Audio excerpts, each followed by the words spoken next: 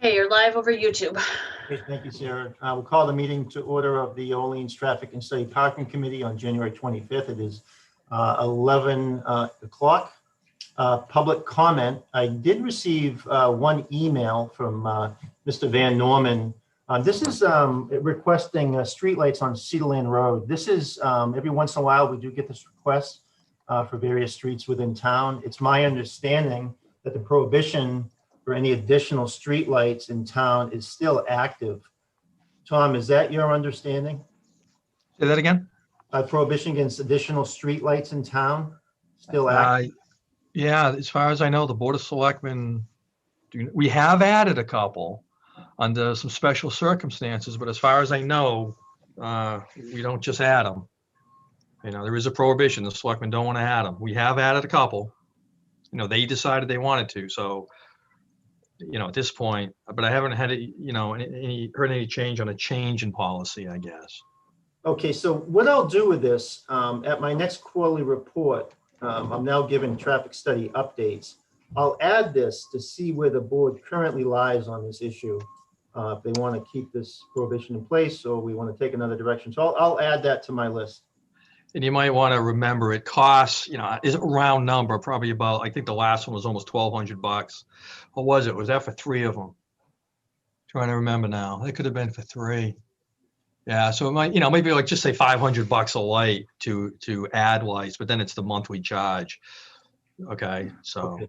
And we have cut the budget in the past few years because of the LED change-out program. Scott, if I could just add, this has never come up at any select board meeting that I've been at. So it's been at least 4 or 5 years since anyone asked the select board for something like this. Yeah, you're correct, Meth. It's been a while. We do occasionally, I think the committee reviewed a request maybe 4 or 5 months ago. So it is something that comes around every so often. So I think it's timely to get an update on where the board is on this issue. And I will certainly do that next time I present. It's longer than I've been around too, man. Tom, you had a comment on the minutes? Yeah. Is Jill on?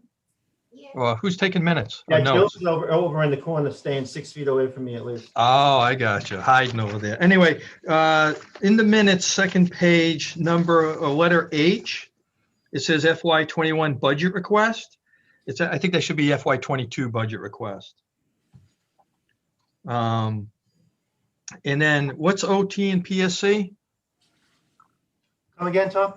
On the second line under H, funding projects within the OT and PSC, Parking Safety Committee. Orleans Traffic and, okay, I got it. Traffic and Parking Safety Committee, I got it. Just me being dumb. I'm trying to figure out the acronym. And just for everything else for you guys. So I know, Scott, you put forward like a letter regarding some extra funds. And I put in, at the time I put my budget together, I just went with what we asked last year, which was 10,000, so I did put in my A, if you want to call it the wish list or whatever, 10,000, but it's the same thing. So just so whatever Scott's talking about, it's the same thing I put in my budget. If we get 20, fabulous, but I just want everyone to know that I actually put in the 10 because that's what we were talking about at the time, last year. It was more recently, I think we talked about the 20. I mean, I'm supportive. I just want everyone to understand where we're at in the budget process. Okay, and I do have that listed on future items, Tom. We can get into some detail with respect to the my quarterly report with the board. Okay. Any other comments, revisions necessary on the minutes? I move approval. Second. Further discussion with a raise of hands. All those approved? Okay, unanimous. Thank you. Open issues. I do suspect this is going to be somewhat of a lengthy meeting today, so I'm going to try to really fly through some of these issues that we've had ongoing for a while. So please jump in if you have any comments. Middle school parking lot safety. I'm assuming there's been no movement on that, Jeff. Is that correct? Nothing to report on that, Chief. Okay, thank you. I'll keep it on the agenda.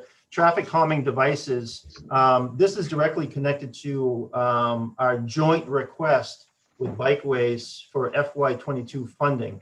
The memo that I have previously sent you was submitted to the board with my packet.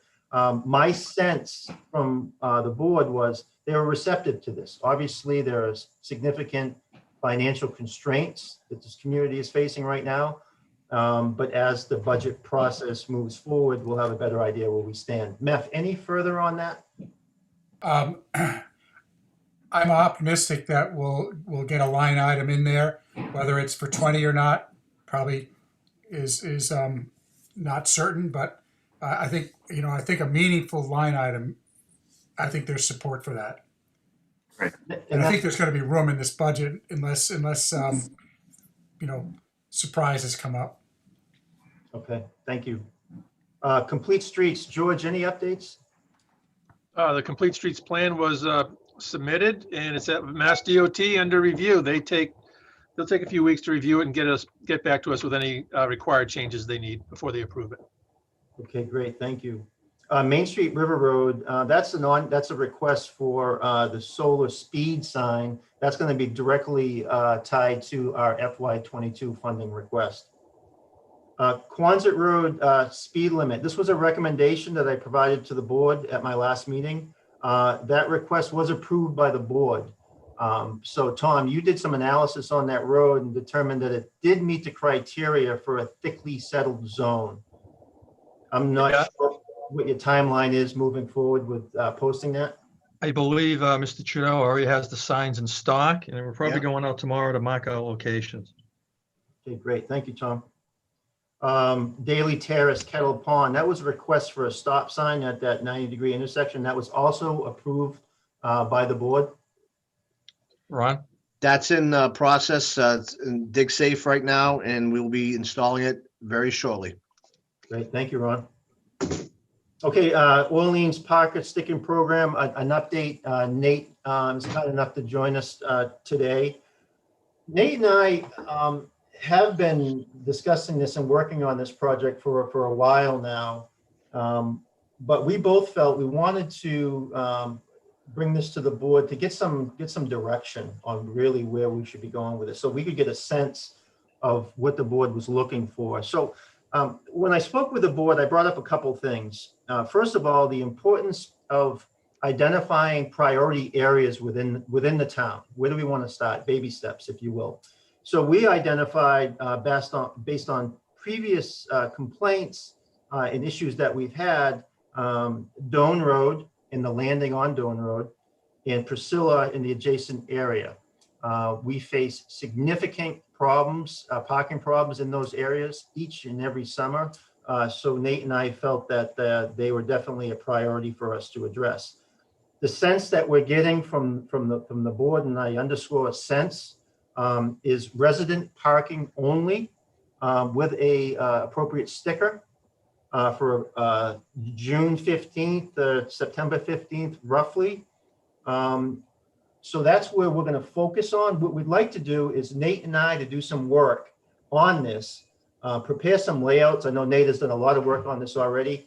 Bring those proposals to this committee, get feedback from this committee, and then ultimately, with this committee's approval, bring this to the board for a review. Any initial thoughts on that? Nate, did I miss anything? Only the last time I heard the selectmen bring this up, it wasn't actually at the meeting that you and I attended, Scott. There was some mention of, and this doesn't really put much of a cog in the wheel of the direction we go, but acknowledging whether there'd be non-resident stickers allowed, to be permitted to park in these locations. Meph, do you want to speak to that at all? I mean, Mark had mentioned it at a meeting. We sell a season beach sticker right now for $250, and we sell a weekly non-resident beach sticker for $100, and whether or not we're going to incorporate those into the program. And I can just speak for myself. My vote would be for resident only in the areas that we designate. But the additional sort of exception that I would put to that is that it's not just a seasonal program, but there's a daily time period too. So if it's from 9 to 4 or whatever you call it, that would give some leeway for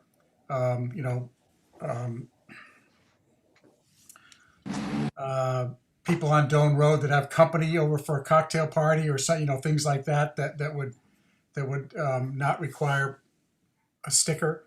But I don't see that you need to really have that prohibition for the nighttime. That's just me. But back to your question, I think the point is that it is to be that resident only sticker. That the non-resident sticker that you're talking about would entitle people to park at Skakit and at Nauset, and that's the only thing they'd be buying. Like I mentioned, neither way, never mind the direction that goes. There's going to be a permit required at these locations. That doesn't really change the direction the chief and I are going to go with in terms of our recommendations. We can talk more about the times. I'm Doan Road, Nauset Heights area. There could be impact on those locations if there is gatherings on the beach outside of those windows with non-residents and youngsters parking in these locations. But we can talk about that as we move forward with the. Yeah, so Nate and I will do some work on this. There's a lot of moving pieces. It's not as simple as it sounds. You have shell fishermen, people that have mooring permits. So there are some things that we need to really drill down on. So that's the plan moving forward. We'll do some work. We'll bring it back to this committee for review, and then finally we'll bring it for the board to take a look at. Aside from the regulations, the police department also has funding for a parking enforcement officer and some equipment associated with that. I have a couple of our officers doing some research on this, specifically with the use of certain technologies. And so far, it looks really, really good. There are devices out there that could really streamline this process. As you all know, right now, there is no teeth to our program. So if someone doesn't pay a parking ticket, nothing really happens. We need to change that. In this process, this technology that we're going to be recommended, we're going to be meeting with John, I believe, on the 9th of February to present him with some of our ideas.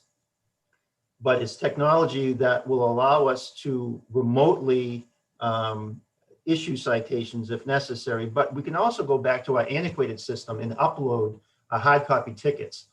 So we don't have to jump into this thing completely to try to reduce the cost of this program. So I'm liking what I see so far, but we're going to bring this to John Kelly's attention, get his thoughts. But eventually this will have to be incorporated into this regulation discussion that we're talking about now. Chief, I have one comment, just very quickly. So Meth, you brought up a very good point about someone has a party. I've seen it several times in my career where people want parking restrictions, on their street or whatever, and then they get acted upon, and then they have a house party and their guests get ticketed, and then they don't understand why. And it's like, well, it's just a very valid point to bring into the conversation. Even, the time of day makes it easier. And then again, if it's a 4th of July party, oops, that's going to be a problem. So it's just something that people need to be aware of, and we need to think through as part of the process. And I can say that there could be some enforcement discretion used in that kind of situation, but in a smaller gathering, the people who own the houses can park their cars on the street. Absolutely. And let the visitors be in their parking in their driveways. Mm-hmm. So I think there are ways around that. Mm-hmm. Yeah, and we'll take a look at all those issues when we get together. Any other comments or thoughts on the parking enforcement program?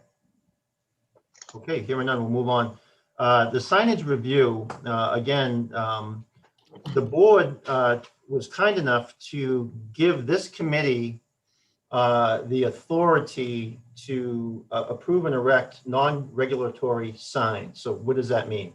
Ride right, share the road, those type signage we can approve and have those placed throughout the community where we see fit. Regulatory signs, we still are going to want to get approval from the board. Those are your speed limit signs, your 9017 advisory signs. If there is a ticket attached to it, we really want to get approval from the board to get that approved.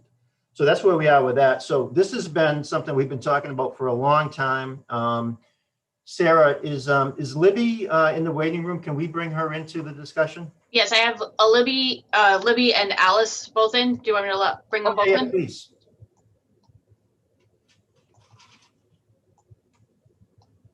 I'm gonna do my best to screenshot this so we can all see. Libby was kind enough to send some images of share the roads type signs that she has seen throughout the region. So let me bring those up.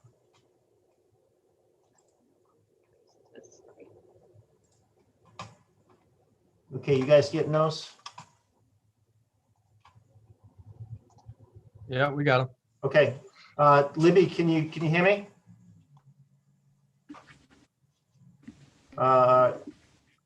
Doug, can you? I know you were kind enough to send out an email with Yeah, the signs that were met regulations. Can you comment on that a little bit?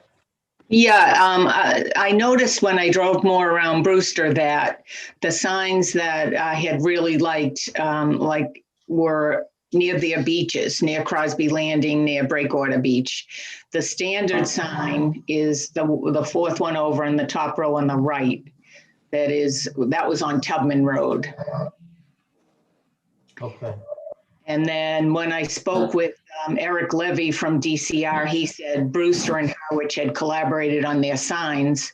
But then the ones I finally found a sign in Harwich, bottom row, second from the right. No, the same slide. Yeah. Harwich on Depot Street.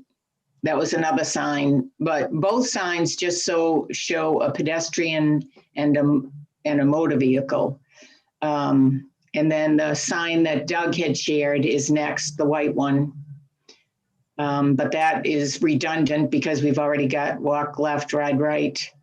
And then bottom row on the very far right, that's another option that I saw online because it shows biker, pedestrian, and vehicle. So I don't know how strict. I heard you talking about regulation. That second slide you don't need to share, Scott. Sorry, I meant to delete it. No worries. So Doug, you chimed in last meeting and you talked a little bit about liability and the town's effort to try to reduce any potential liability. Can you discuss that a little bit more? Sure. Just a little background. I've been involved in actually court cases contesting where there have been issues with non-compliant signs, in other words, signs that are not manual and uniform traffic control devices compliant, or what I call maverick signs that just put up that by the local community, let's manufacture in our shop, here's what's going on. So I think there's a big issue there that we have to be very careful about. So some of the signs that Libby had said, I think the town probably put those together without any coordination with the Mass Department of Transportation or the federal document and so forth. So the MUDC sign, the black on white, that's basically for a shared use path. And I think that what I've seen in my research of the literature of the manual, and then, by the way, there is a new manual coming out this year. Just to let everybody know, there's a comment period, I believe, up until March 15th, and we engineers have asked that their deadline get extended. But anyway, that one with the black on white is meant to be for a shared use path, where you're telling the biker to stay one side or the other. Driver expectation is also another issue. All right. And so if you're driving as you're a young person, first learning how to drive, knowing what the signs are, signs that you don't understand, it could be very confusing, and all of a sudden it could be an accident or something like that. As an example, can you remember many years ago, you drive through a central business district, no parking Monday through Friday except Saturday and Sunday, except 3 to 7 or 4 to, and by the time you read it, you get so confused, it's too much information. So all I'm trying to do here, I think we should be consistent with the documents that are out there on the public side. Okay, so presently we have 2 outstanding requests for these type signs, one on Beach Road, and we also have Barley Neck that are looking for the share the road type signage. So where are we as a committee right now? Do we clearly need to choose what sign that we need to go with, and we need to be consistent throughout the town. Doug, your preference would be to be compliant with the MUTCD? That's my preference, yes. I think you've got to fall back on that. That is a document that has been, substantiated going back to, I think, 1935. All right, it's in hand. Libby, I think if I understand it, correct me if I'm wrong, but you think you're trying to tell vehicles, bikers, and walkers what to do in the signing? Is that it? Yeah, absolutely. That's perfect. Okay. But I think it's inherent too, as we as pedestrians, when we start off, you're told where you should be walking. I don't think it's our job as a community to start telling people what to do. All right. If you use the signs that are consistent throughout on state roads, I think it's important. Just because you see something like that, so that sign on the right, the bottom right, the chief showed, Libby, which shows the share the road with the biker, the vehicle, and the pedestrian. That's what I would call a maverick sign. Just because it's on the internet doesn't mean it's correct. Yeah, no, I know. I get it. So it's nice to do signs, but it's also important to, as I say, driver expectation. You look at something for the first time, you say, what does that mean? All right. So the one you see in a very common way is the share the road sign. So on the upper right above it, where it says the biker and the car, you share the road. That's a pretty standard MUCD. Yeah. Okay. Some of the others, so the walk left, keep right, as we move to the left of that graphic, that's something for a shared use path, as is the one below it for a shared use path, or the Cape Cod Rail Trail and so forth. So there's really no sign like the bottom right to tell you.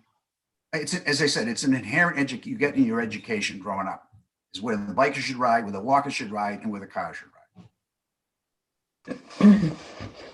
So I don't mean to stick in the mud here, but I'm just concerned about liability down the line, that if all of a sudden there's an accident and something happens, you get these hotshot lawyers who know these rules. As I said, I've been in court and I've seen what they've tried to do. You've got to have some basis to stand on.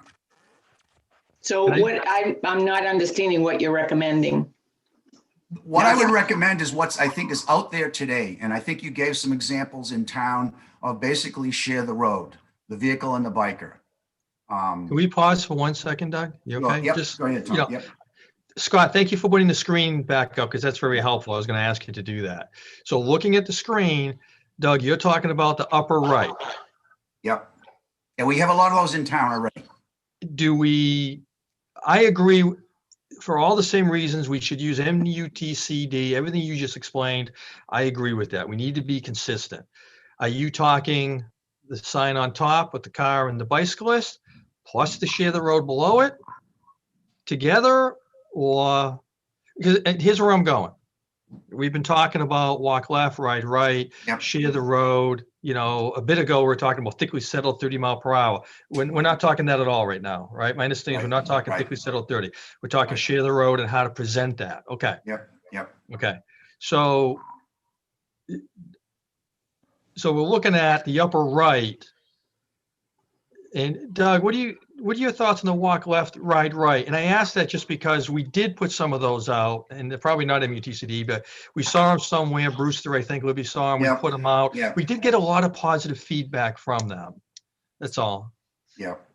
As I said, you see those basically on shared use paths or bike trails or Cape Cod Rail Trails, things like that. You don't really typically see them on the roads. If you see them on local roads, it's been put up by a community because they're in jurisdiction of the roadway, not the state. The state wouldn't allow you permit that sign up there. Right.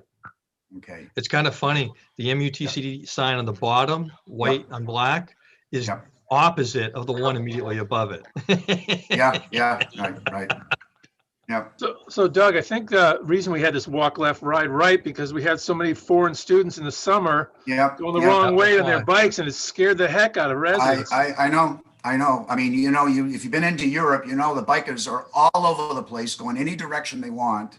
left, right, whatever. The shortest distance is to go the straight line, and whatever it takes, they're going to do that. Yeah, it didn't happen last summer. It probably won't happen this summer, but Yep, they'll be yep. back at some point. Yep, I hear you. If I could throw out, sorry, If I Matt, could go just make ahead. a comment, Doug, I see more pedestrians walking on the wrong side than bikes biking on the wrong side. Yeah, Well, I think if I right. can jump in, I think we get two issues here. I think we can share the road, yeah, right? And we have trying to teach the foreign students or whoever, or everyone else walk left, ride right. So, and I don't think we necessarily have to do it at the same time. I think it's two separate issues. Could I make a comment? This is Alice. I can't see where I can raise my hand. Oh, you're good, Alice. Go ahead. Oh, thanks, Scott. I was having technical issues and now I'm on an iPad that's a little limited.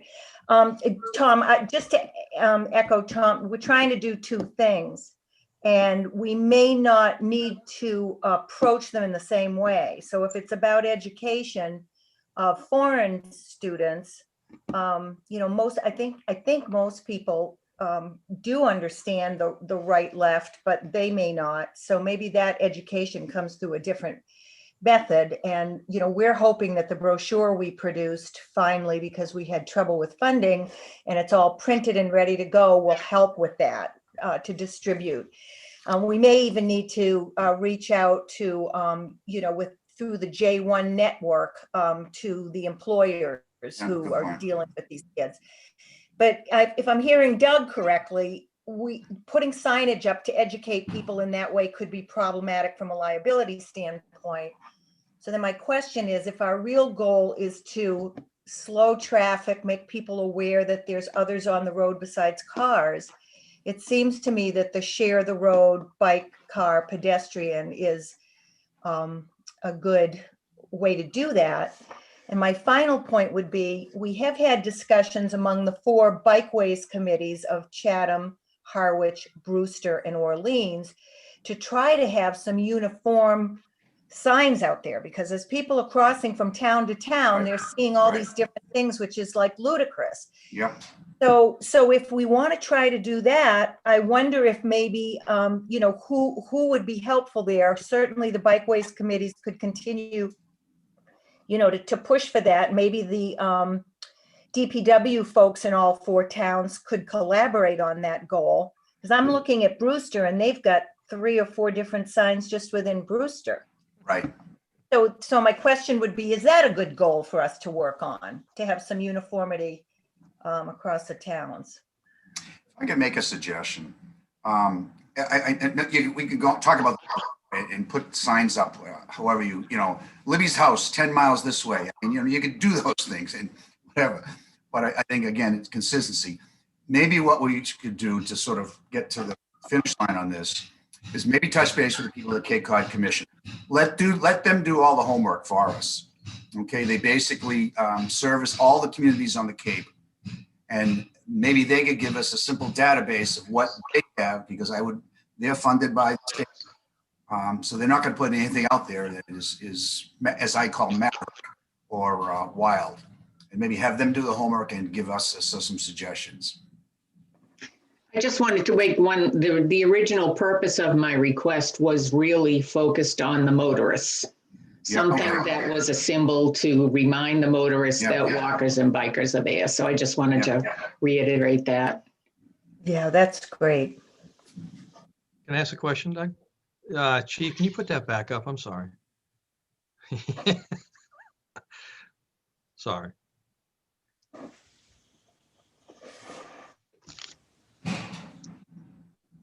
So Doug, if I understand you right, the bottom left sign that's in Orleans is not MUTCD, you don't think, right? You're telling, that's what you're right. The bottom left, no, I think that is. There's actually 2. There's one with the plaque and one with the sign. Okay, which ones are you talking about are legit? Bottom left, yes. upper right? I think there's 2. I think the upper right and the bottom left both are compliant. Okay. Okay, because I've seen it both ways. I've seen it as a plaque, the road as a plaque, and I've seen it in the manual as a document like the bottom left. So I've seen the upper right. Yep. I probably never paid attention to that Orleans sign, sorry, but I've put up the upper right in a past life. When Share the Road started becoming really popular a number of years ago. Yeah. You know, I kind of like the bottom left, though. It's more efficient when it comes to signage. And I don't want to confuse the Right. conversation, but like on Beach Road, if you've got the bottom left sign, well, you could more easily throw a walk left, right under it, but that might get too confusing, Doug, to do that also. So I'm just, I'm not saying we should, I'm just kind of thinking out loud a little bit. That's Yep. all. What would be the question for the Cape Cod Commission? Just what's the appropriate Share the Road signage? That's what I would say. There, you can, touching base with DOT, it may take you a while. I think the Cape Cod basically servicing all the communities in the Cape. You could touch base with a few people over there, either Lev or Tuckman, or I think it's Dave, I think is the other fellow over there. And they could give you a database of here's what we recommend. And they've done studies around for all the communities in the Cape as well. And So who wants to do that? Mass DOT. I'm sorry? Who wants to do that? Oh. Well, it probably got to come from the town something. George, what do you think? You want to reach out? Do you mind? Sounds like Not a to planning volunteer function. you. I'd be glad to. All right. So the question is what is the appropriate Share the Road signs that we should be putting up? And then Alice, we can share that. You can share that with all those other towns. Right. In other words, what's your database that you use that you're recommending to the communities on the Cape? We want to be consistent. Okay, I like it. George, thank you. I think if we're going to do it, let's do it right and get it done. So we will keep this on the agenda and we will come back to this next meeting. Could I make a request? I wonder, George, if you could copy me on either the response or the whole chain of communications, and then I can forward that response onto the chairs of the Elbow of the Cape Bike Group. Sure, be glad to. Thanks. They may even have, I know they're very much active in the bicycle pedestrian. They've got studies done. There may be some document already they have in hand. I don't know. I'll take a look online to see if I can find anything in their database. Well, thanks a lot, everybody. Thank you, Libby. Okay. Bye. The last item I have open business is West Road, Salty Ridge Lane. Doug, you were kind enough to present some recommendations. Sure. Do you have those in front of you? I can bring them up. Yes, I know. I got them right in front of me. So I printed them out just to have it at hand. Just a little bit of history. I think we were looking to make the connection from the Brewster segment of the trail into town center. So we actually had a project that I was involved in, the project manager, where we actually moved the white lines on West Road from where Salty Ridge, the intersection of Salty Ridge. And if you might remember, Salty Ridge, West Road was a very skew angle intersection, something kind of like that. It was horrible many years ago, very much like many similar roads, old Cape roads that are at crazy intersections. So what we did is redesign the intersection of Salty Ridge to make it more of a 90 degrees, move the white lines on West Road, and we didn't actually have to widen the road. We did have to get a permit from Mass DOT because we crossed the bridge over Route 6, moved the white lines out, and then added these refuge platform areas, both opposite Salty Ridge on the north side, and then as you get down, going down the hill towards Old Colony, put one on the south side of West Road, opposite with the Cape Cod Rail Trail. Those two locations, and this was, again, before these rapid flashing beacons and any type of these newfangled lights were out, basically to provide refuge for, say, families that are going to negotiate the trail. So if I'm coming from Salty Ridge, I come out to West Road, I go right, and going down the hill, there's an area to pull off so I can pull off and watch for traffic and go across. I mean, I've got a family, I've got 3 young kids in their bikes tagging behind me. I needed that area. And we did the same thing in the reverse, going north up West Road on the right-hand side. And we've had discussions about the vegetation on these two locations. So those two platforms served their location as refuge areas, okay? I think I worked with the Bikeways Committee back then. They end up putting a kiosk out there, which has since weathered and been demolished, but probably just knocked over. And when we redesigned the intersection, we found this beautiful twin maple right in the middle of it. It's almost like somebody put it there in suction cups. As you remember, there's all vegetation, it was guardrails all around there. It was crazy. So anyway, I made a pretty detailed list of some of the things on the signage to kind of clear things up. There's some things on the stop sign that shouldn't be there. And so one was additional signage. When you put signage for a bike route, you want to give them information, kind of like when you're driving on a roadway. Chatham, 2 miles away. Pointing a road to say, oh, town center this way, give them a distance. So that's what I actually suggested was you could install new signing on the east side of West Road opposite Faulty Ridge. So in other words, you're on Salty Ridge, you look on the other side of the street and you got a Cape Cod Rail Trail, 0.2 of a mile this way. Orleans Center, 0.8 of a mile this way. If you want to direct them to Skaked Beach or Rock Harbor Road, 2 of the gems in our town, then you could shoot them the other way. All right. So you want, I think, give them information. All right. The pavement markings are pretty worn, not only the center line, but the edge line markings and so forth. So come springtime, you probably want to do that. And then I'm not recommending, I know there's been a push to put rapid flashing beacons at those locations, kind of like what we have at Main Street right now at the Cape Cod Rail Trail crossing. It would not get utilized as efficiently as the one at Main Street.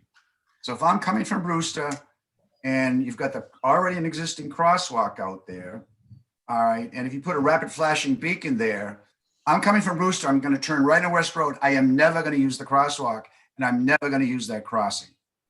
All right. I go down the hill. I might use it as I go left onto the Cape Cod Rail Trail. So I don't think it's going to get as efficient. Usually those RFBs are used at 2-way crossings where it's kind of like a T crisscross. All right. I think that's the guts of it all. There's just some house cleaning type things. And then long term, and I think I might have mentioned, it might be good to have a so looking at that as one of your gateways to town center kiosk out there. And one of the things actually I was going to mention, if I see she's dropped off, is have Alice, maybe there is a kiosk as you go on by the courthouse, Rock Harbor Road out there. There's a kiosk that's owned by DCR. It'd be nice. There's never anything in it, never. And it'd be nice if the town could work with DCR to have the control or access to that, to sort of give information to the bikers who drive by that. So I know I've been a little long-winded here, but I think in the bullets, and I think this is going back to December 14th when I sent the email to Chief, which was sent to everybody in our recent correspondence last week, pretty detailed of cleanup of that location, because it is, I think, a key point. Chief, you had mentioned before, technically today, bikers can ride in the middle of the road. They are a vehicle. When we designed this thing going back years ago, some of those laws were really not in place. That's why we're thinking bikers on the right and cross and so forth. But anyway. Alice, any thoughts?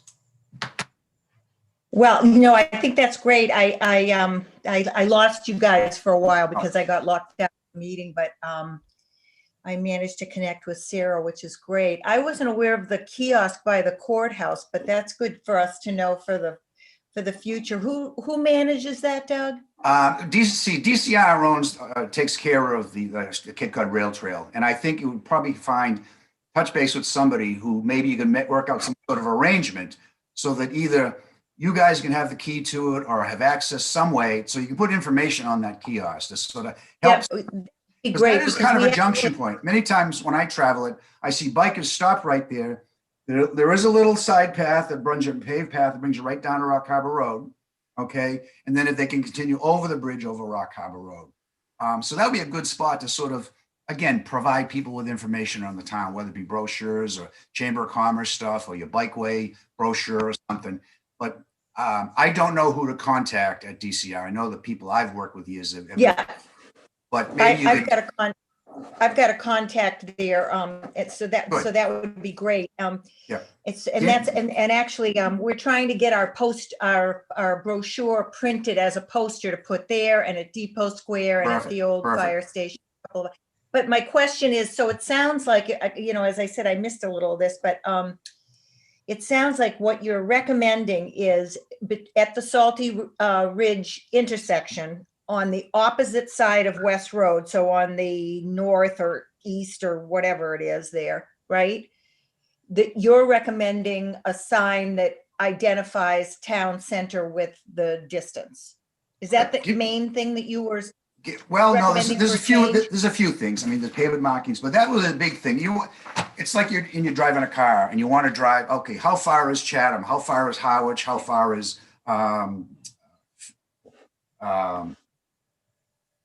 Right. Brockton or whatever. You've got a mileage information. Here's the sign, here's the arrow. You give them the information. That's what you want to try to do. That may help somebody who's got a bunch of little kids saying, oh, going a mile and a half is too long for me. Let's just go here, that type of thing. So I think that would be helpful. And I think that's one of the things we try to promote in Complete Streets is give them the information. So that that's great. So I have sort of a process question, and it might fall into the next agenda item on Complete Streets, but this is some recommendations to improve that, confluence of stuff there between Salty Ridge and West for the rail trail crossings and whatnot, intersection. And that is one of the things that's on our prioritization plan. So I guess my question is, how do we take the good recommendations that you're giving, Doug, and sort of turn that into the plan for that area so that when we have some funding or ability to work on it, we're ready to go right out of the box. And I know you had mentioned I think it was at our last meeting, you did ask a question about, where is the plan? And I hate to keep harping on this, but I think it would be helpful. I know it's in some people's heads, and certainly it doesn't need to be exposed to the world, but it would be helpful moving forward. So I'd like to just see if we could have some discussion and sort of point us in the right direction of how do we do this. The Bikeways Committee, as you know, is certainly just an advisory committee, but we're always sort of behind the 8 ball as we're trying to, make recommendations. We're either, behind the 8 ball or ahead of the 8 ball or something. So how do we turn that into the plan for the work at the West Road intersection? Chief, may I? Doug, you just want to send out a sketch? I mean, I followed mostly what you said, but if it's something that I'm going to effectuate, if that's a word, I think it is. Yeah, I mean, I think in a lot of ways, I think the recommendations I suggested are more house cleaning than anything than Tom. It's nothing. Yeah, I agree. I don't think funding's an issue. From what right. you talked about, I don't think funding's an issue. This could be something we just do. If you could just send out a sketch to us, then I'll understand better what we would need to do if we can just get it done. I don't know, Chief, if you want to keep it off the next agenda and we can see what Doug sends out, and then if we're all happy with it, we move forward. Well, excuse me for being a little dumb, but I thought I articulated in a bullet text on the email. I don't think you needed any graphics. Okay, I just like to be clear what I think it's very clear, and remove additional bikes. For example, there's something out there that says bike route, Cape Cod Rail Trail. Well, which way is it? Left or right? So it's that type of stuff. I mean, I'm playing the dummy here, all right? And I've got friends who've come and visit over the summer, and they're like, there you go. All right. Bike route. So remove the additional signage, bike route, Cape Cod, and top signpost of Salty Ridge. All right. As I said, on the stop sign, there should be nothing else there except the stop sign. And then I'm saying put the sign on the other side of the street opposite, so it faces Salty Ridge. All right. Then I said, second bullet, remove the bike route Skakit sign. So is the bike route left or right? Again, it's a nice idea you get it there, but which way is it? Somebody who comes to the area doesn't know the town. Let's tell them. Let's give them the information. All right. And then I'm saying, since bikers are on the trail, give them the reference to the Cape Cod Rail Trail. So then I'm saying, install a new sign on the east side of West Road, okay, opposite and facing Salty. That reads, so there's your plaque, there's your sign. You can do it in one big sign, Cape Cod Rail Trail, right 0.2 of a mile. Orleans Center is the second bullet. right, that's 8/10 of a mile. Skagit Beach is left 8/10 of a mile. Rock Harbor is 1.6 miles left. You can decide if you want Skagit Beach, you want to keep them all and get them to town center. And then you said, again, I know when I worked with John Fallinger, probably 15 to 20 years ago, I went around town with him and we said, here's some things I'd suggest on guide signing and things to do to sort of help some of the bikers, give them some direction. All right. We want bikers to come down and explore. So maybe that's where you have a kiosk, you got your brochures, upgrade the markings. A lot of them are very worn, maintain the vegetation, both laterally and above. So the two landings, there's a lot of stuff around it and it grows around the Cape. And then I get into the alternate traffic control. I'm not recommending it. I think the Bikeways Committee, I don't know. I know it was on the Complete Streets list a while ago, Alice, on all that. And Doug, Yep. just to get, just one more piece around this. So, I think those informational suggestions are excellent. But in terms of sort of, do we want to do something further with a comprehensive look there? And the reason that I say that is that at the meetings with the community and the prioritization plan development, somebody had suggested, should there be a flashing beacon there? I am not suggesting that, but that's out there. Yeah. The other piece was that initially the Bikeways Committee, when we had the discussion, and Tom was so great to make those dedicated bike lanes, we had recommended the green surface paint. We were told that perhaps that was too slippery. I was asked to reach out to Mass Bike, who says, no, those aren't too slippery in wet weather. We've got them all over Boston. They're fine. And then further information from Mass Bike was maybe you should be talking to MassDOT because they're responsible for any bike lanes that might go over the Route 6 bridge there, even though it's on West Road. So I'm totally confused about this whole thing.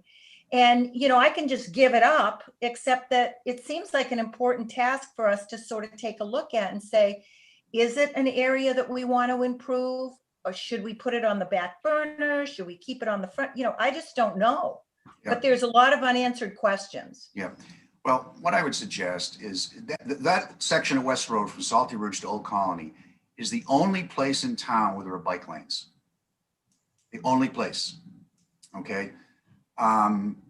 Yes, the bridge, if you needed to do something else, we had to get a permit when we actually moved that white line that went over the bridge from Mass DOT.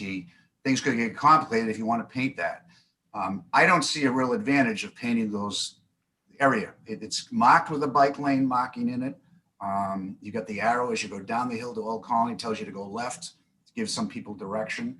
I think it's very clear the way it is. That's the area, that's the dedicated area for the bike lane.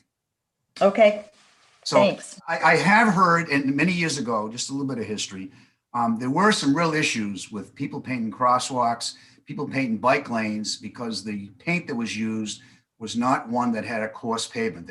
I think Federal Highway now has designated the color of bike lanes to be green, and there's special texture and types of paint that are now used in those areas. You find them in many urban areas if you travel in that, okay? So I think it's an overkill, Alice, to try to paint some bike lanes down there. I don't see it's necessary. Okay. Okay. And then as on that, and again, on the flashing beacon light, as I said, I think it would be a very inefficient use to put it there and so forth, okay? And then I think the pedestrian crossing sign, when we put the crosswalk, we actually did a site distance analysis to make sure that this was an appropriate place with that crosswalk going in. So sight lines both east and west, north and south are appropriate. So we're recommending that to stay right there. So maintain that pedestrian crosswalk we have there, as is the one down at Salty Ridge. And then the last bullet is long-term. I think, again, that's where maybe either the Bikeways Committee, if you ever get some funding, or Complete Streets, of doing a kiosk, that's a perfect use of funds for the Complete Streets, is get a kiosk built right there. It'd be simple enough. The bench, for example, there isn't a park bench out there that is great. It did replace an old one that got rotted, and it's now plastic, it's weatherproofed, and that's the type of stuff you want to have out there. But I don't want to make a big deal about it, but I think that location it's cleanup. It's house cleaning stuff as I see it. There's not major stuff out there that needs to be done. Mr. Chairman, Go ahead, may I Tom. make a suggestion? Doug, I can work with what you got, so that's Yep, fine. good, What good. I'd recommend is, can we leave it on the agenda? I'll go out with Mr. Trudeau. We'll take a look at everything that Doug's talking about Yep. and see what the work factor is, and, you know, see if we can just do it within our budget and make it happen. And then it gives all of us a little bit of time to kind of look at it too, to make sure we're all happy with it. Yep. And then come Yep. back at the next meeting. And if the committee's good with it, then we'll make it happen. Okay, sounds good. Sounds good. Thanks, Don. Thank you. Okay, Appreciate folks, the work, Doug. New business. Tom, Old Colony Way grant, you wanted to present to the committee. Yeah, I'm going to share a screen here. Bear with me. Last time I did this with a PowerPoint, it got a little difficult because I can't switch over. Hold on a second. Let me share screen, do that first. Let me hit that. Maybe that'll work. Can you see my screen? Yes. Okay, good. Oh, we did better this time. I think the last time I did this with the selectmen a couple weeks ago. Took me a minute. Okay. Thank you. I really appreciate you guys moving the meeting up a little bit because timing is of essence, which is why we moved it up and why I want to make this quick presentation to you guys today. We have Tracy Lenhart on. I know that from VHB, who is our designer on this project. So if we need her, she'll jump in. So anyway, let me tell you what's going on. So if you look at this picture here, you can see this is the crossing here at Sparrow, Depot Square on the left. As you can see my mouse, and going over to the Sparrow, Chocolate Sparrow on the right. Well, it's existing. It's an old picture, but it's existing. So a number of years ago, we hired FST back in May of 2014. And guess who was doing that? Our friend Doug Prentice. He did a study of Old Colony and looking at deficiencies and make some recommendations. I'm going to really broad brush this. There was a bit more in it that I'm going to talk about, but it just gives you a feel. So like, you know, what did he find? And again, I'm paraphrasing a little bit. So, you know, no offense, Doug, if I say anything. No totally wrong. problem. First of all, curbside parking is too close to the existing crosswalks. We know that because we get a lot of complaints from people on that. The multi-painted crosswalks, which are non-compliant with MUTCD standards, create an uneven walking surface and possible slippery conditions that actually we just talked about. Crosswalks not placed at optimal locations to accommodate pedestrian traffic. General road signage pavement conditions are poor. I think we all know that. No pedestrian ramps or detectable warning panels at any of the crosswalks. So it's totally handicap non-compliant, but it's been there so long, you know, we're not in trouble. Curbside parking around 54 to 60 Old Colony Way. It's, you know, sightline issues. Driveway openings at Orleans Marketplace are excessively wide for the volume of traffic entering and exiting the plaza. The driveway is not pedestrian friendly. So there were some recommendations. So for example, at this location at Depot Square I just showed you, there was a recommendation to add some bump outs. So you can see here, I don't know if Doug did this. I don't know if he's that computer savvy, but you can see the bump outs added here on both sides, and it controls the parking, shortens the crosswalk, makes it safer. Also, you know, appropriate handicap ramps with the detectable devices. So that was in the location of the square and Chocolate Sparrow. Here's a picture from up above. You can see here's the added bump outs right here and right there. Also, you know, down the street at the Dunkin' Donuts location, some additional bump outs in that area, both sides. So you can see, here's what it would look like after. These are all colored in somehow. Again, you can see the legal ramps with the detectable panels. So some other recommendations. The roadway is in need of upgrade to enhance mobility. While the corridor intersections are not high accident locations, there's a reason to enhance mobility and improve safety with the current and anticipated future growth. The upgraded corridor, and we're talking all of Old Colony, will fit in well with the connectivity of the downtown area as Old Colony continues to be a vibrant port for pedestrian, bicycle, and vehicle activity. I think we all agree on that. Department of Public Works, I'm adding this now. We've been planning on using the sewer project paving as an impetus to drive the Old Colony reconstruction forward. It is time to move Old Colony forward. We've been talking about it for a long time. I have no intention, I will not be that guy who paves the road and rips it up 2 years later. We should do it now. So anyway, on November 25th, oh, wrong date, should be 20, Mr. Meservey applied for a $271,000 grant from Mass DOT. And well, we got it. We received notice on December 29th that we got a grant for $251,000 to build a sidewalk. And what drove this grant request was the limit. I think the limit on the grant could only be like 300,000 as a maximum. So we could only, we can't recommend $1 million project. You know what I mean? We have to do something within reason that would be attractive to DOT so that we could actually get the grant. Well, it must have worked because we got the grant. We got $250,000. So the current concept, I'm going to show you right now. So this is the existing condition. And what's going on here, if you look on this side of the screen, there is no sidewalks, from Maine over to the Sparrow. There's a sidewalk here coming off the rail trail. The sidewalk begins on the northerly side and runs up the northerly side down to West Road. There is nothing on this southerly side.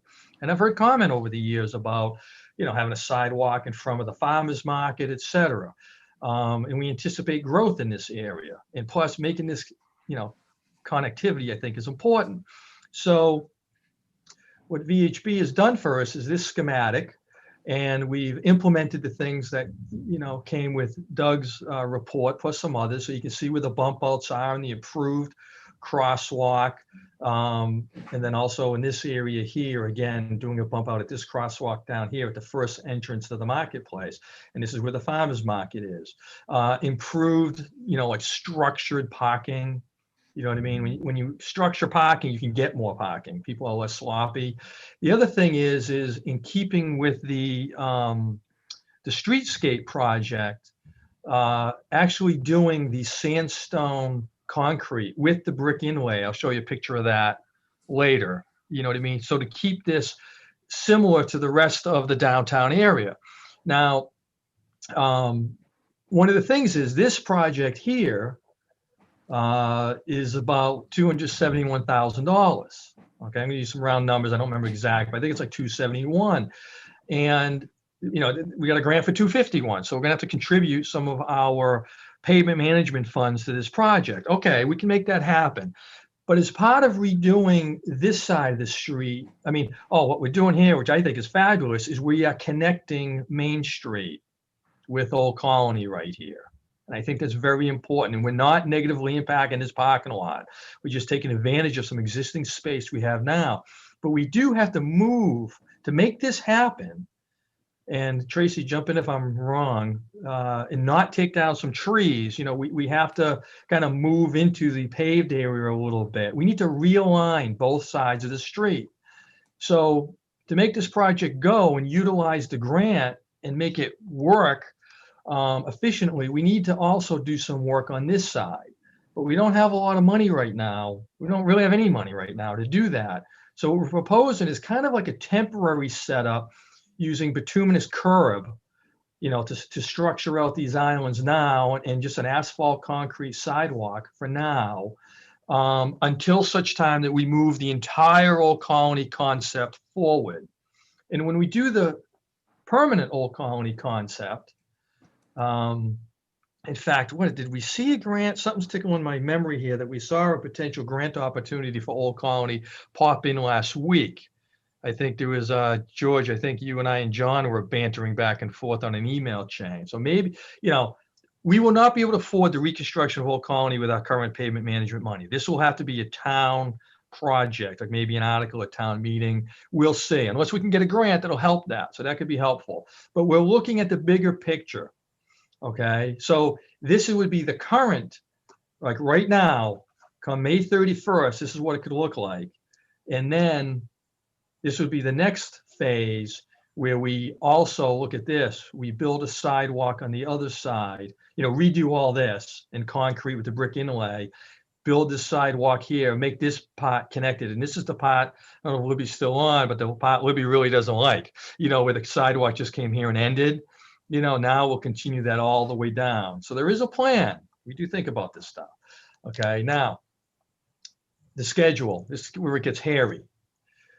We have to have 100% plan specs and cost estimates done by February 26th. So we got 1 month to be basically out to bid, pretty much. We have to get it all together so we can have John Kelly, Mike Ford review it all and advertise. And so our plan is to be out to bid by March 2nd, bids due 2 weeks later, which is fast as you can go. It's not a big job, so I think it's doable, okay? And then notice to proceed on April 1, work completed 2 months later. We have to be done by May 31st per the grant. It's a condition of the grant. We have to move this. We can't be slow. The current cost estimate is about $271,500, I believe. And these are the sidewalks I wanted to show you. This is what we did downtown. This is what we'll be looking same over on Old Colony. And eventually, I think we'd carry this all the way down to Old Colony, down to West, just to, it's part of our downtown area. And I've heard feedback that we should do that. So that's kind of what I got for you at this point. Hold on. You did a great job giving a summary.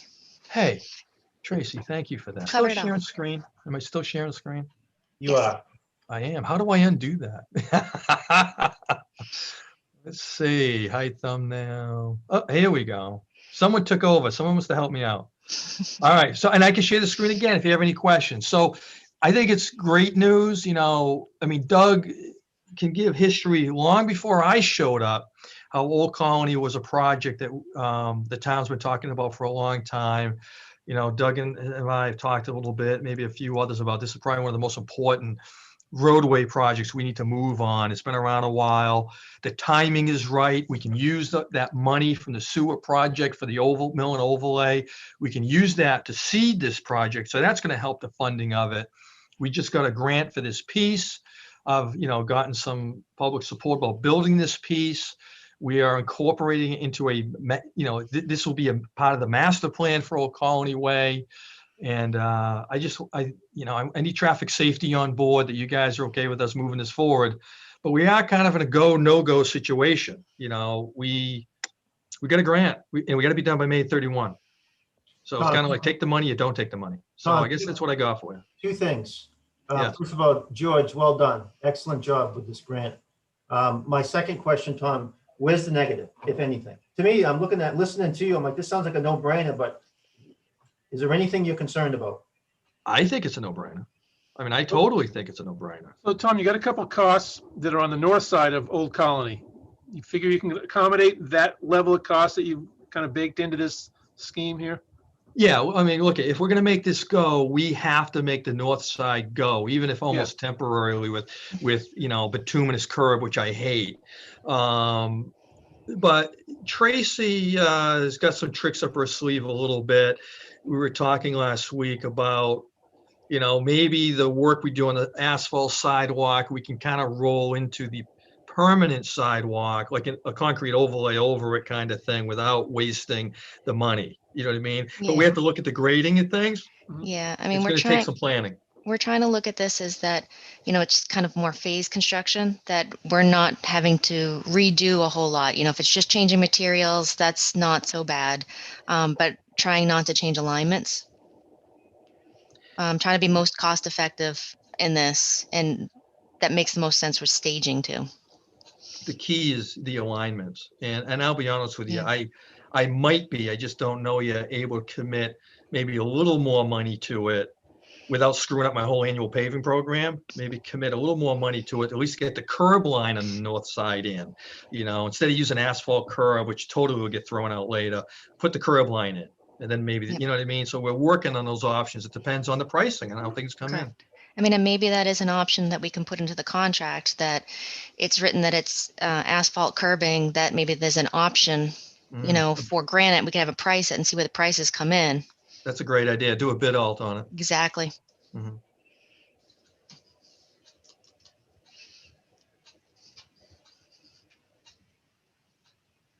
Go ahead, Matt. Scott's muted. Just a question, really. when this is all done, is it going to be necessary to hold on to that pedestrian crosswalk that crosses Old Colony, right where Old Colony dumps into Main Street? Because the pedestrians are going to have ways to get every ways they want to go without having to cross there. You're talking at Old Colony in Maine, getting rid of that crosswalk? The pedestrian cross there, yeah, because you have sidewalks on both sides of Main Street there. They can get into, people walking from Rock Harbor can be walking on the Snows side of the street.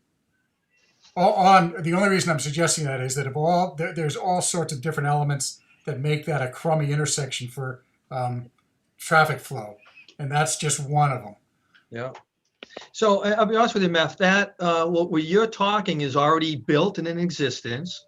So we can build this piece of it right now. We have to, without touching it. But when we look at the entire Old Colony concept, maybe when we build that north side permanent, that connector piece from Square over, at that point, we could change the curb lines. I mean, this is the rest of this. I want to have some public, a lot more public input into, and we could consider that in the long run, not necessarily here. We could look at it. Look to me as if there's going to be sidewalks in enough different places that makes crossing that road at that point unnecessary. Yeah, we could take a look at it, for like the next phase of this. Yeah. Tom, would you like a motion from the Traffic Study Committee to move this forward? I would love a motion from the Traffic Safety Committee. I move that we approve of the concept design as presented to us for the Old Colony sidewalk based on the grant awarded to the town of Orleans. Is there a second? I'd second that. Absolutely. Any further discussion? All of those in favor by raising your hand? Aye. And we are unanimous. Thank you very much for your time and moving things around. It's just, we had to give Tracy time to, as much time as possible, because she's only got a month to get the entire 100% design and specs together. So thank you. Thanks, Tom. Thank you, Tracy.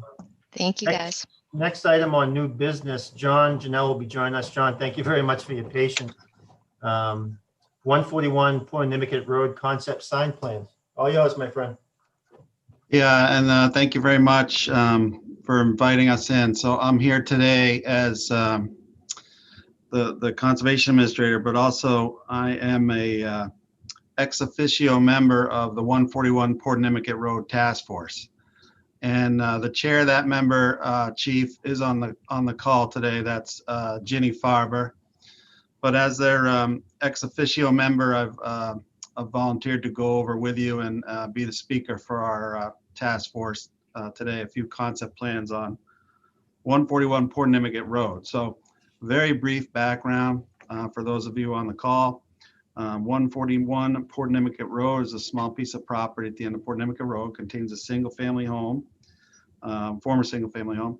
This property was purchased for open space conservation and recreation by the town in 2016. So that was done at our annual town meeting, and it was briefly used as a temporary harbor master office for Nate's department and his two staff, while Tom's department was building him a new home over at the DPW and Natural Resources facility. And so when Harbor Master moved over under the current DPW facility, the property was vacant. And as the responsible folks for the properties, I guess what we call jurisdiction and control, or custody and control. So we started talking about the property again. So in winter of 2020, we formed this 141 Port Nimicut Road Task Force. This is an advisory task force. It was formed by the commission. We're giving advice to the Conservation Commission. And we're basically a small planning group that is peeled off, and we're studying the property for future and potential uses going forward. So CONSCOM will usually do a land management plan for their properties. Those run out about 5 years or so. And so our task force is going to be reporting in here in the next month with a host of recommendations for the Conservation Commission to take up and act on. So we're wrapping up our work now, and within our charge, we had two things that were kind of unique to what your group does: parking and circulation. And so we had, I can't remember exactly when it was. In 2020, we had the chief and Nate into a meeting where we talked about some of the experiences they're having on the adjacent town landing parcel. And then since then, we've peeled up as a group, and we're lucky enough to have someone with drafting skills on our task force. So we've developed a few concept plans that involve reworking the parking down here. And so we wanted to check back with you and share those with you. And we're doing that here today. And we get whatever input you have on them to include in our report to the commission. So that's a little bit more than a brief introduction. And jumped in here as a participant, Chief. Hope that's okay. And I'd like to share my screen and go over, I think, what you all have in your packet, which is a series of draft sketches for the parcel. No, please do, John. All right. So if any of you have been down the end of this road, it's a small piece of land. And sorry, this is not an existing conditions plan, but I'll talk for a minute about existing conditions. The landing at the end of the road, the parcel that we recently acquired includes everything from land under the water, coastal beach, salt marsh, flood zone, velocity zone, the dwelling that we bought along with it, the parking area and all the improvements that are there. It's not a big piece of upland, it's a small piece of land, a lot of which floods on regular high course lunar tides. As Nate's probably familiar with, we get flooding up the road at a pretty regular basis. But then the flood elevation there on the site goes all the way up to 13, which is most of this land. So most of this land is below that 100-year flood elevation. So when working up some concepts for how we would address parking and circulation concerns here, we share with you these series of PDF plans, and they're all labeled parenthetically, whatever option number there are. I think there are, 6 of them. Go back to 1. And they include a few things that I just want to touch on and then get your comments on. So we're trying, after meeting with the chief and Nate, I think we left that meeting with anything we could do to improve parking and circulation down here with the use of this conservation property would be helpful. And you guys can correct me if I'm wrong. So we started looking at this, and within these options, I'm just going to tab through them quickly. So we had our option 1, which was kind of 2 distinct parking areas. One that was large enough to accommodate 3 truck and trailers backing in, and one that was large enough to accommodate 3 passenger cars pulling in and backing in to the street. The second option is a similar layout with the footprint of the building left on the plan. The task force is recommending removal of the building and the foundation from the site. I'm certain there's other groups looking at possibly reusing the building, but it'll be our recommendation to remove it. But we wanted to share with Conscom, and we also shared it with you, a situation where the building remains, what the parking could look like. What we haven't included and we haven't discussed yet is that if this building were here, depending on how it would be utilized, some of this parking would probably have to be dedicated towards the building use. So this option probably offers the least additional parking. This is the driveway that exists there today. Whether that would be used for whoever's in the building or these spaces for whoever's in the building, this option would really offer very little additional parking, and probably even take some away with the loss of the shoulder parking that's going on down there today. Option 3 was the same stall for backing truck and trailer, 3 spaces with an exploration of just leaving the shoulder open for some use. So I guess I'd be curious to see what y'all think about that. And then option 4 was really just redevelopment of the shoulder for parking. So it doesn't provide much space at all, but, and I'm not sure if this is the preferred circulation method but we can hear about that. And then 5 was limiting the depth of this stall and including this stall, but all for, I guess, car, truck, no truck and trailer combos. And then same play with option number 6, but just reconfiguring that as a shoulder situation. So those are the options that we share with you, and we'll be voting on a preferred option, I guess, but we wanted to take any comments from you guys, pluses or minuses on anything you see here. And I guess specifically, because we have some traffic experts on this group, curb cuts for shoulder development, all that type of stuff. So that's what I have for introduction. I'm just love to get your feedback, Chief. Thank you, John. Nate, could you comment on the current use of the landing presently? Absolutely. Historically, truck and trailers have been able to park curbside in the opposite direction of traffic. I would say on average, you're looking at about 5 truck and trailers daily that use that landing. On the weekends, that would skyrocket to upwards of 20 all along the road going out. It is the second best boat ramp we have on Pleasant Bay. We have River Road, which is a deep water ramp that isn't limited tidally.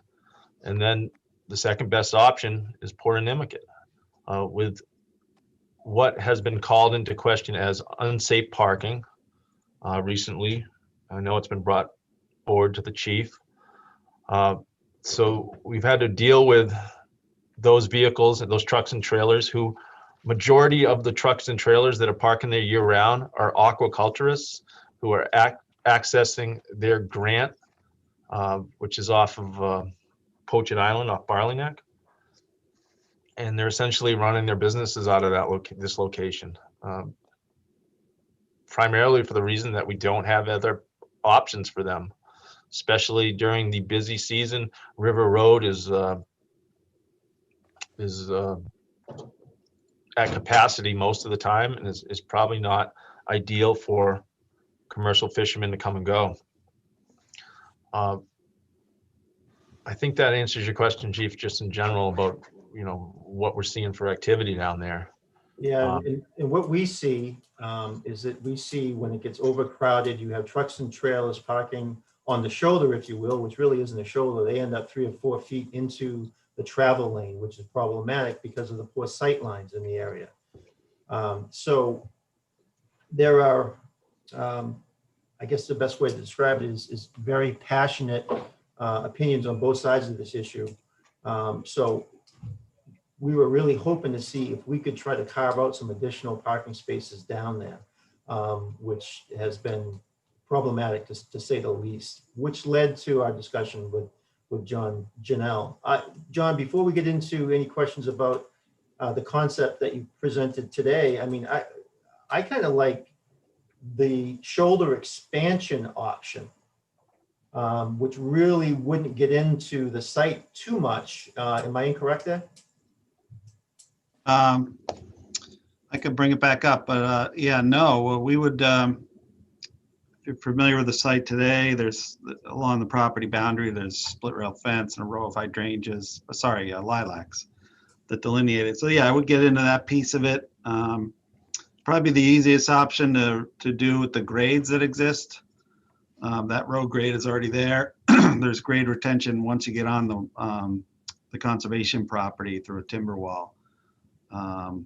And that's all below the flood elevation. So, and the house itself breaks up the grade. So it's yeah, I could share that again, because that is the kind of feedback I would like to get.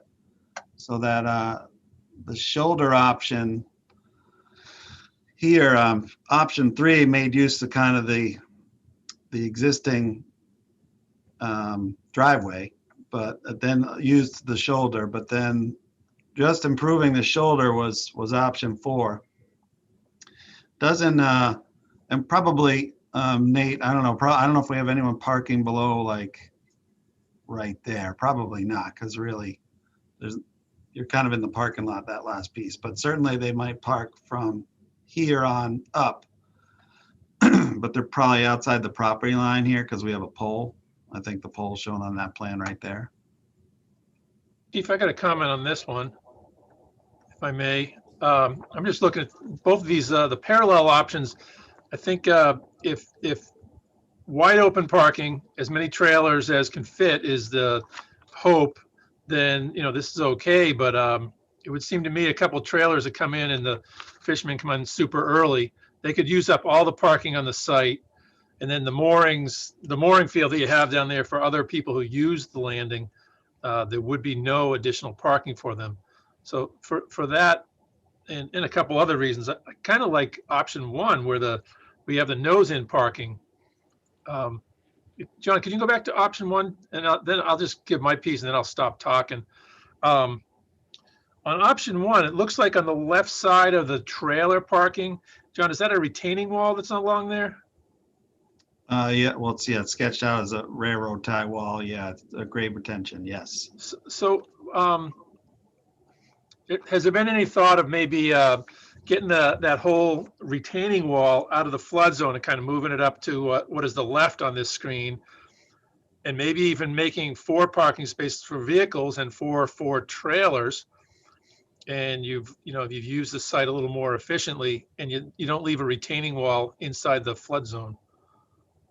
We're not talking that. That's a good comment, certainly for the flood zone performance standards. But yeah, we're not talking at that level of detail just yet. But that would be trying to blend those grades, George, and basically put 8 spaces on the lot. Yeah, well, that would be my initial inclination, because it sounds like when you have a demand for 20 and you're only given 3, at least we can give 4 trailer spots. Yeah, so does anyone have any comments about,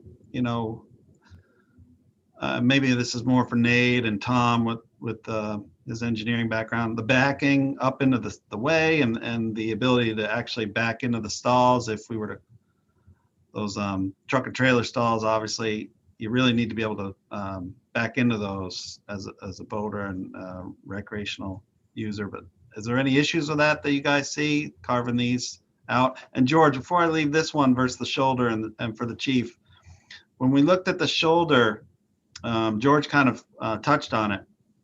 We carved out that curb cut for the passenger cars, so we wouldn't have to physically enforce. Well, we still provide the ability for single-use vehicles or passenger cars to access the site.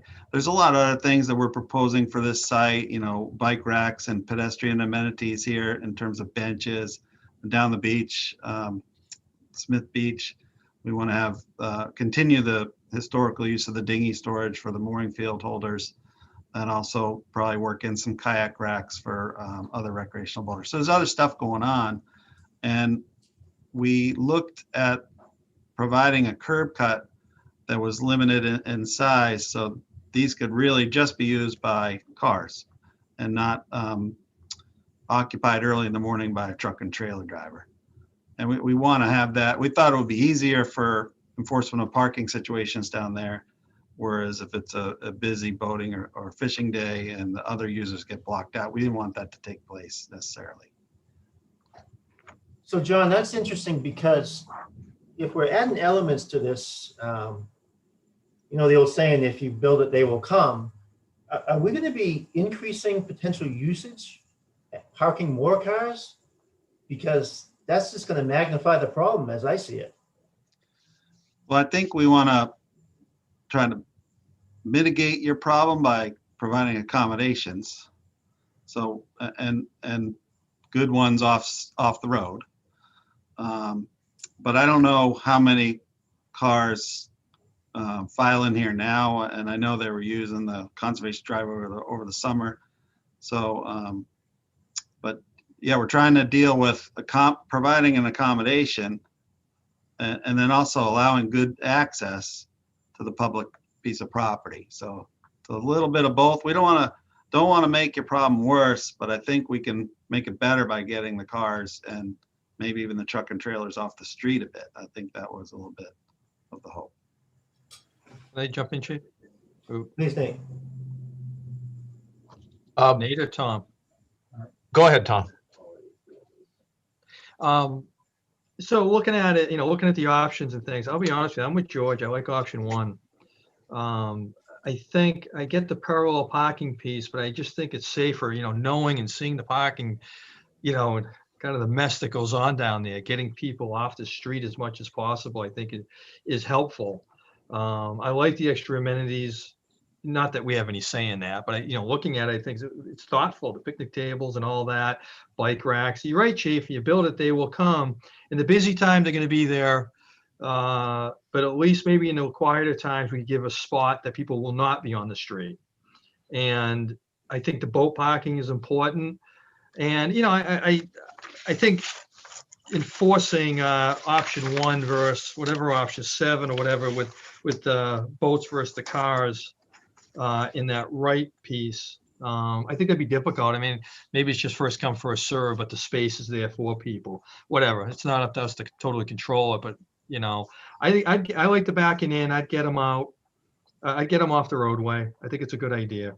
My only last comment, maybe for George a little bit, is these are 36-foot wide curb cuts, which is wider, I think, than we generally allow. But being down the end of a dead end road, I don't have an issue with it. You know what I mean? I think the benefit outweighs the negatives on it. So that's where I'm at. Yeah, no, I don't think the curb width is a problem here because it's a special purpose and it's everybody's going super slow because the end of the road is right there. Okay, John, it sounds like our resident expert engineers think that option one would be best suited as a really relieving the issue down there. I do want to say that obviously there is opposition to tearing the building down, and I don't really think it's a place for this committee to get involved in that argument. If it is decided to remove the building, then option one would be best suited, unless there's any further discussion or disagreement with that. Meth? I just wanted to say a few things because I was actually chairman of the Open Space Committee when that was purchased. And of all the reasons that were given to town meeting for approval, the relieving of the town landing was the main one. And as well as preserving access to the mooring field that's off there. So from my point of view, getting the maximum amount of parking possible off that property is the desired goal. And there's plenty of room down gradient toward the water to make amenities like kayak racks and picnic tables. So I look at that option one, which I agree is I'm kind of with George.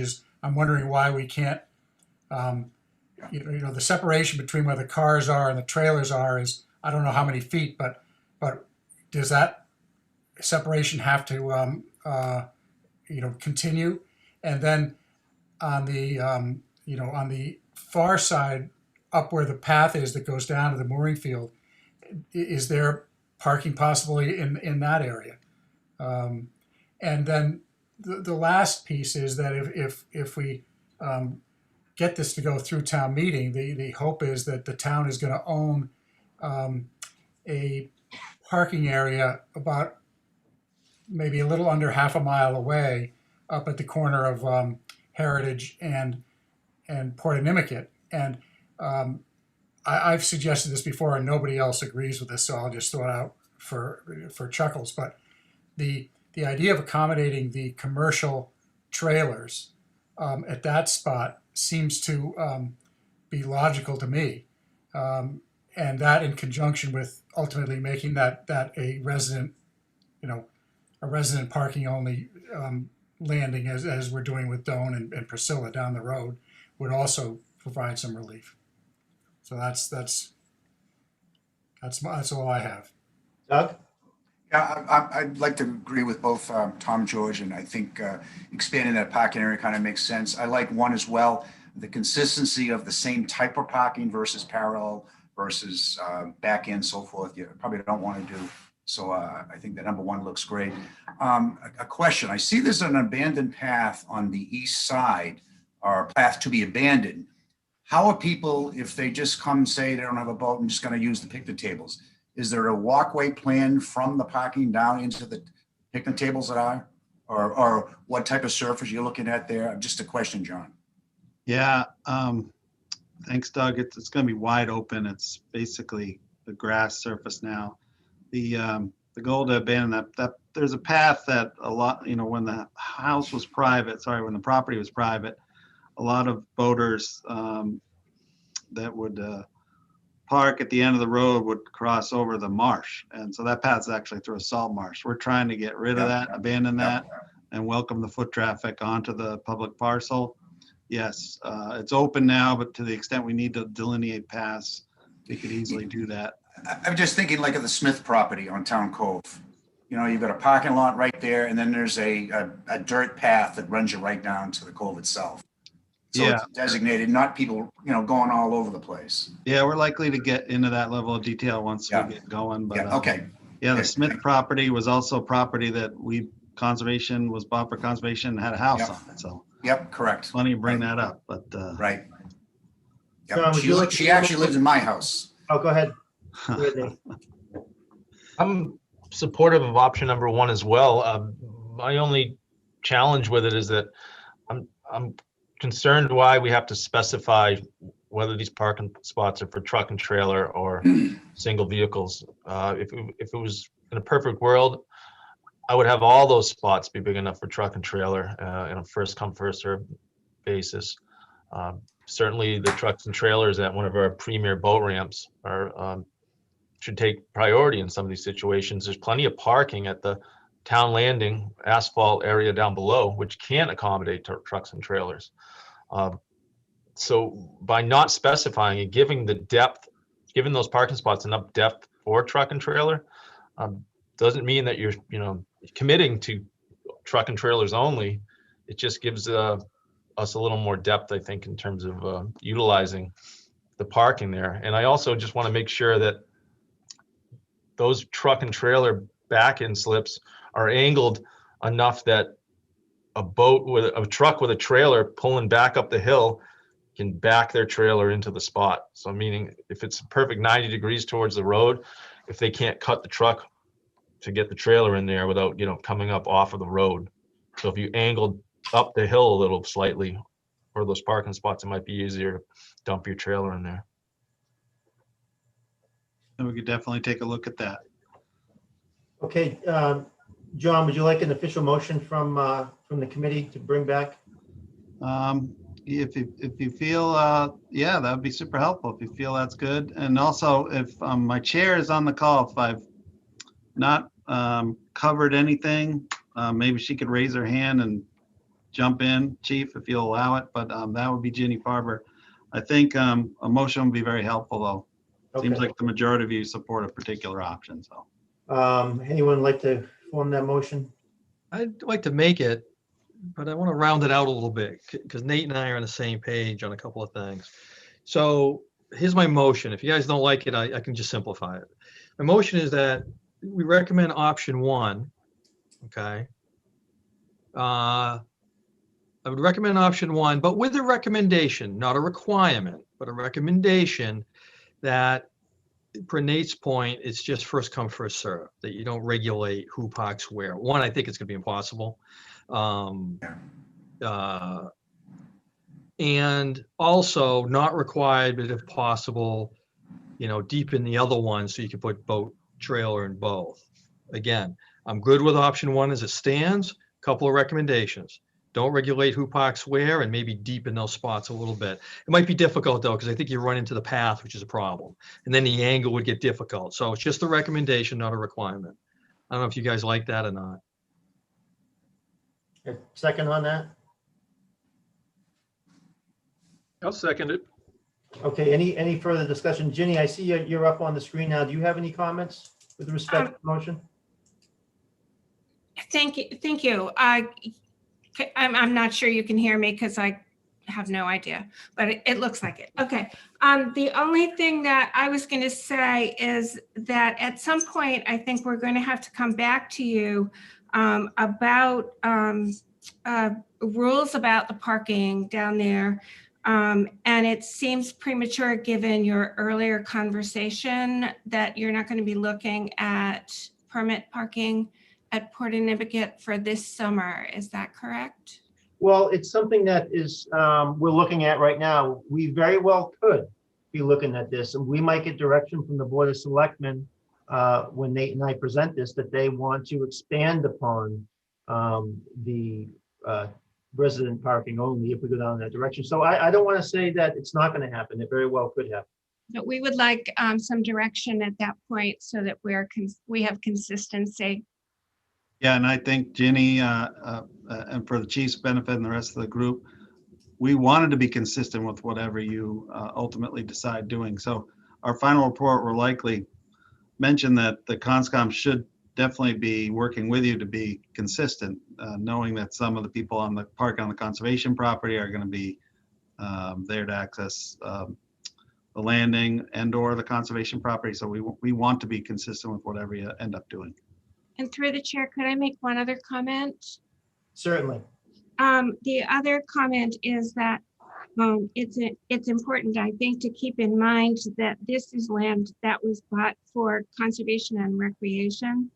So having hard surface and parking across the entire front of the building is not consistent with that we'd like to be able to fit some parking in, but it's still supposed to be green space. Understood. If I may, Mr. Chair, on the motion doesn't do that all in the front. My motion is option one, so just so we're all on the same page. Yeah. Nate, did you have something? Yeah, just two pieces. And I know we're moving forward with the motion, but if the truck and trailers are required to park along the road like they presently are, even if you carve them out a little more room, in order for those trucks and trailers to be going in the same direction of the traffic, they literally will have to launch their boat and then drive up all the way up Port Innibiget Road to a point where they can turn around, come back down and park, and then do the same thing when they're going to back their trailer down the ramp, because they can't do that at the landing when there's cars there. So right now they're parking in the opposite way of traffic because they've just pulled off, they've just launched their boat and they're coming up from the ramp. So you have to keep, that's something to keep in mind as well. So it also makes option one more attractive than having those. And then the other piece is, I just want clarification from Ginny or John. Is there limitations on restrictions for parking on your property? Meaning, if we moved forward and got to the point where we decided that it should be a resident only parking situation, is that something that is on the table for this property? I can, through the chair, I can try to answer that. So we can set our own rules under Mass General Law 48C. We can set our own rules on our property. So we can access restrict it, and that's residents only, or whatever you guys are doing, we could do that on this property as well. Thank you. We have restrictions too, like for, I understand the option one and the expanded motion to include deeper spaces for the truck and trailer user group. But the task force, as well as the commission, will be trying to develop some parking so people can get to the conservation property. So not just the adjacent landing users, but anyone that wants to hit 141 Port Innibiget Road and then go hit the bay and recreate. So we need, and that's why we look at a mixed bag of parking on the site. So I understand fully, given the burden of the landing and the traffic that Nate sees, why and Tom, why the motion was expanded. And that's fine. We can carry that motion forward. Absolutely. I want to clarify one thing first, Nate. It is unlawful for a vehicle to be parked on the shoulder of the road. I know historically that may have been not enforced, but again, we have very poor sight lines down, and we don't want another river road type situation where we have 50 or 60 vehicles parked, prohibiting emergency vehicles from getting in. So just to clarify that, if the vehicle or trailer is obstructing the travel lane, it is a violation technically, okay? Did you have a follow-up, Nate? Yeah, just to specify and keep it, from boxing ourselves out. If you give us the depth for truck and trailer on both locations, that actually gives the ability for 2 cars to come with kayaks as a group and park too deep, not truck and trailer situations. So you actually double your parking in certain situations. And if you don't specify whether they're truck and trailer or single, units, you're not dedicating these spots to any certain type of activity. You're just giving the ability to be more versatile. Okay, so we have a motion. The motion's been seconded. Any further discussion? Looks like we're good. Okay, by a raise of hands, if you support the motion, please raise your hand. And that is unanimous. Thank you. John, thank you so much, and we appreciate your patience too. Thank you, everyone, for taking the Thank time. you.